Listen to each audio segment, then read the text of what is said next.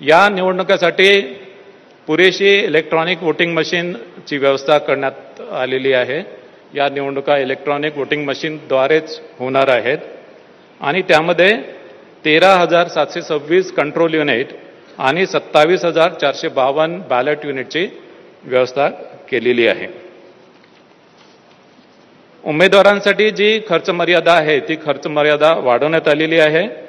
अ वर्ग नगर परिषदेसाठी अध्यक्ष पदासाठी 15 लाख, सदस्य पदासाठी 5 लाख, ब वर्ग नगर परिषदेसाठी अध्यक्ष पदासाठी 11,25,000, सदस्य पदासाठी 3,50,000, क वर्ग नगर परिषदेसाठी अध्यक्ष पदासाठी 7,50,000, सदस्य पदासाठी 2,50,000, नगर पंचायतीसाठी अध्यक्ष पदासाठी 6 लाख आणि सदस्य पदासाठी 2,25,000 अशी खर्चाची मर्यादा आहे। मतदारांसाठी निवडणूक आयोगाने, राज्य निवडणूक आयोगाने जे संकेतस्थळ विकसित केलेले आहे त्यामध्ये त्यांना सर्च फॅसिलिटी दिलेली आहे आणि या सर्च फॅसिलिटीमध्ये जाऊन मतदारांना त्यांचे नाव आणि मतदान केंद्र शोधता येईल।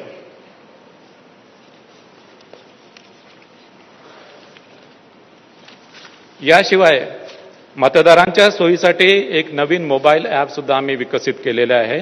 या मोबाईल ॲपच्या मदतीने मतदारांना त्यांच्या मतदार यादीमधील नाव शोधता येईल। याशिवाय त्यांचं मतदान केंद्र शोधता येईल। याशिवाय नो युअर कॅन्डिडेट म्हणजे उमेदवाराविषयी त्यांनी उमेदवारांनी जे प्रतिज्ञापत्र दाखल केलं त्या प्रतिज्ञापत्राच्या अनुषंगाने त्यांच्याबाबत काही गुन्हेगारीविषयी गुन्हे दाखल केले असतील किंवा त्यांच्या शैक्षणिक क्वालिफिकेशन बाबत आणि त्यांच्या आर्थिक परिस्थितीबाबत त्यांना माहिती मिळू शकेल। म्हणजे नो युअर कॅन्डिडेट ही माहिती सर्वसामान्य मतदारांना ही या मोबाईल ॲपच्या माध्यमाने उपलब्ध होईल।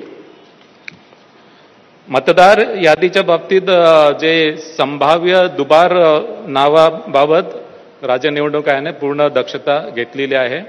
राज्य निवडणूक आयोगाने त्यांच्या सिस्टीमवर टूल विकसित केलेला आहे आणि या टूलच्या माध्यमाने प्रत्येक नगरपरिषद नगरपंचायतीमधील प्रभागामध्ये संभाव्य दुबार मतदार हे डबल स्टार असे चिन्ह त्याच्या पुढे आलेले आहे।